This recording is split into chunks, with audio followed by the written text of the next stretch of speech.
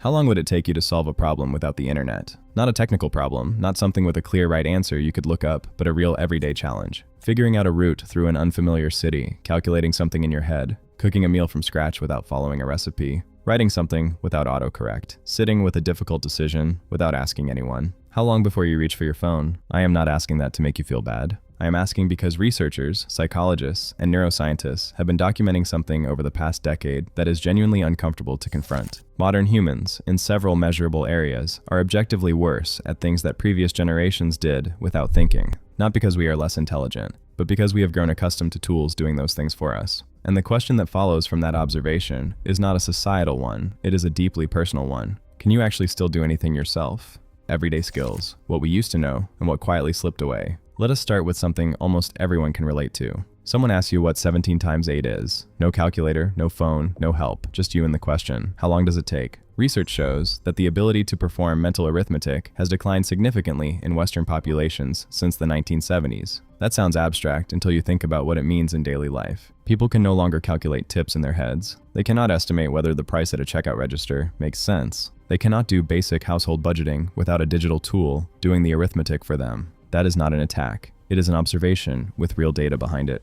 But it goes far beyond mathematics. A survey conducted by the British Royal Automobile Club in 2019 found that fewer than 1 in 3 respondents under the age of 35 were able to change a tire, despite that being a skill considered completely standard just one generation earlier. A separate study by the American market research firm OnePoll found that only 11% of millennials could cook a full meal from scratch without looking up a recipe while cooking it. And then there is spelling. An analysis by Oxford University Press that evaluated student writing over a 15-year period documented a consistent decline in spelling competency among students in countries with high smartphone adoption.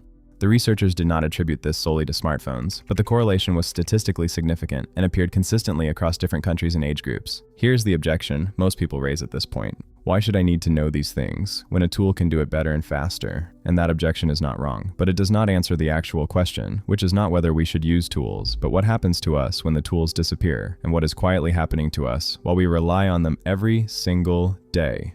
Knowledge. Do we know more or do we just search faster? Here's a question I genuinely want you to sit with for a moment. What do you actually know without looking it up? Not what you could Google, not what you have access to. What is actually in your head, retrievable, without a connection, without a device, without any assistance at all? Most people who answer that question honestly find that the territory is smaller than they expected. The American cognitive psychologist Daniel Wegner described this phenomenon back in the 1980s with a concept he called transactive memory. The idea is that humans do not only store knowledge, they also store the location of knowledge. We do not memorize our brother's phone number, but we know it is in the phone. The brain does not outsource the information itself, it outsources the address where that information lives. That is not a new phenomenon in itself. People have always distributed knowledge across other people, books, and communities. But what is genuinely new is the completeness of that outsourcing and the speed at which it has happened. A study published in the journal Science in 2011, which later became widely known as the Google effect, demonstrated across multiple experiments that people remember information significantly less well when they believe that information will be digitally available to them later.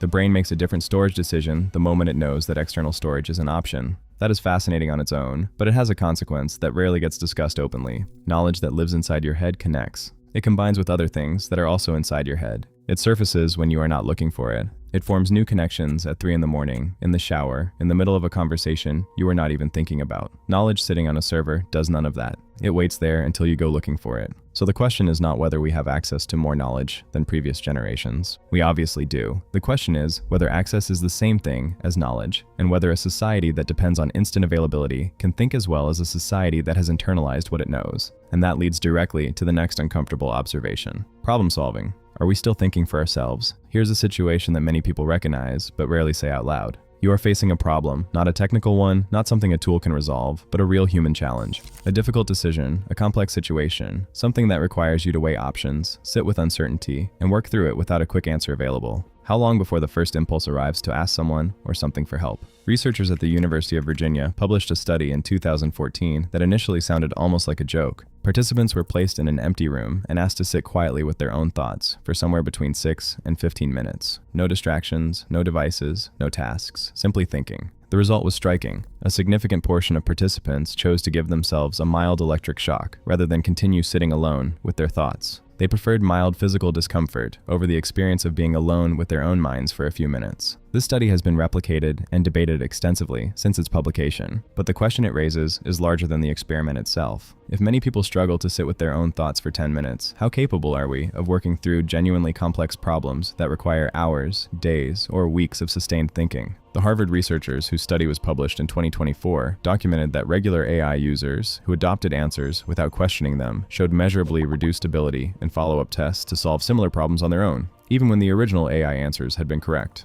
Not because they had become less intelligent, but because they had developed a habit. Problem appears, external solution gets requested. That feels efficient. And for many everyday problems, it genuinely is. But problem-solving ability is like a muscle. It grows through use and weakens through neglect. Previous generations had no choice. When the car would not start, you had to figure out why. When the stove stopped working, you had to think it through. When you were lost in an unfamiliar place, you had to solve the problem yourself. Those daily small challenges were not inconveniences. They were training. How many of those small challenges remain in your daily life today? Navigation, the quiet loss of spatial awareness. I want to introduce you to a group of people who have served for decades as one of the most remarkable natural experiments in neuroscience. London cab drivers. To become a licensed cab driver in London, candidates must pass an examination simply known as the knowledge. They must memorize 25,000 streets, thousands of landmarks, and countless routes through one of the most complex cities in the world. The average preparation time is 4 years. 4 years of daily navigating, getting it wrong, correcting, and building an internal map, piece by piece. Neuroscientists at University College London studied the brains of these drivers and found something remarkable.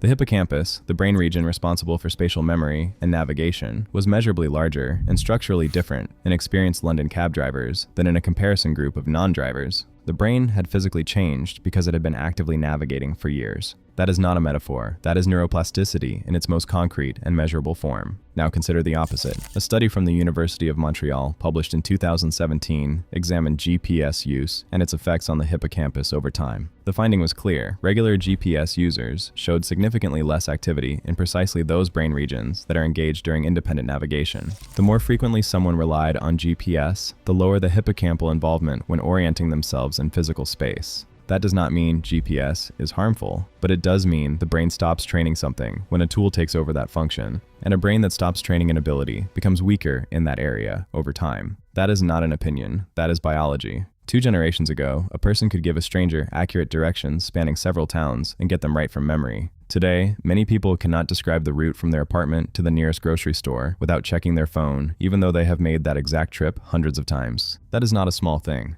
That is a measurable loss of a cognitive ability that was fundamental to human survival for hundreds of thousands of years. And if we are losing our sense of direction, what else are we quietly losing alongside it? Patience. Are we forgetting how to handle frustration? Here's a number I want you to sit with for a moment. 400 milliseconds. That is the average time after which users abandon a website if it has not started loading within 400 milliseconds of being clicked. Less than half a second. According to a study by the content delivery network, Akamai Technologies, 25% of all users leave a page if loading takes more than 4 seconds. For comparison, in the 1990s, people stood in supermarket lines for 20 minutes without knowing in advance how long it would take. They waited for buses without live tracking, showing when exactly the next one would arrive. They waited for letters. They waited for photographs to come back from the developer a full week after taking them. Waiting was an ordinary part of daily life, and being able to wait, being able to tolerate delay and uncertainty without it becoming a crisis was an ordinary skill. What happens when that skill disappears? Psychologists distinguish between 2 related but different forms of frustration, tolerance. The first is situational tolerance, how well someone copes with a specific delay or setback in a given moment. The second is cognitive persistence, the ability to keep working on a genuinely difficult problem over time, even when progress is slow and the answer is not coming quickly. Both are connected and both are weakened, according to multiple research groups, by the permanent instant availability of answers and entertainment that modern technology provides. A study from the University of Pennsylvania, published in 2022, examined the persistence of university students when working on difficult tasks and compared the results with a similar sample from the 1980s. The finding was unambiguous. The amount of time modern students stayed with a challenging task before giving up or seeking external help was significantly shorter than in earlier generations. The researchers emphasized explicitly that this difference was not a reflection of intelligence, but of a changed habit in how people relate to difficulty. Put more simply, previous generations had more practice at finding things hard and continuing anyway, because they had no alternative, because instant relief was simply not available. Today, instant relief is always available. Every time something becomes difficult, the phone offers a distraction. Every time a task becomes tedious, the next video is waiting. Every time boredom arrives, the solution is 3 inches away. That is comfortable, but comfort and competence are not synonyms. And that brings us to the actual question this entire video has been building toward. The big uncomfortable question. Have we objectively become less capable? The honest answer is that in certain measurable areas, yes, we remember less. A study in 2015 with thousands of participants across Europe found that 90% of respondents could not recite their own child's phone number from memory. One generation earlier, that would have been unimaginable. We navigate worse.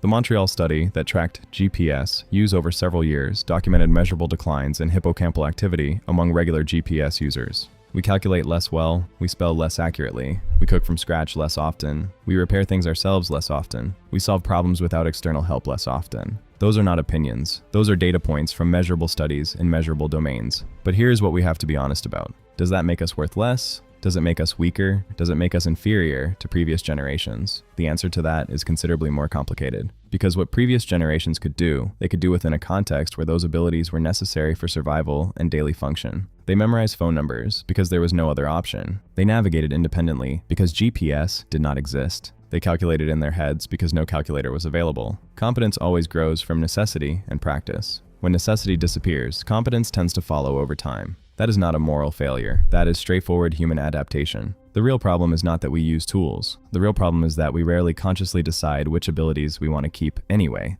We let competence drift away quietly without ever making a deliberate choice to give it up. And that leads to the final and most personal question of this video. What do you still want to be able to do yourself? Not what you are required to know, not what society expects from you. What do you want to be genuinely capable of, independently, because it matters to you, because it gives you confidence, because it is part of who you are? Because the difference between a person who chooses to use a tool and a person who cannot function without one is not the act of using the tool. It is the awareness behind that choice. Previous generations had no options. They had to be capable because nothing existed to do it for them. We have options, and that is actually the privilege that almost nobody stops to think about. The question is not whether technology has made us less capable. The question is whether we are willing to decide what we still want to master in a world full of tools that offer to do everything for us, and whether we have the discipline to actually live by that decision. Previous generations had no choice. Capability remained because the alternative did not exist. We have the choice. And that is exactly why it is our responsibility.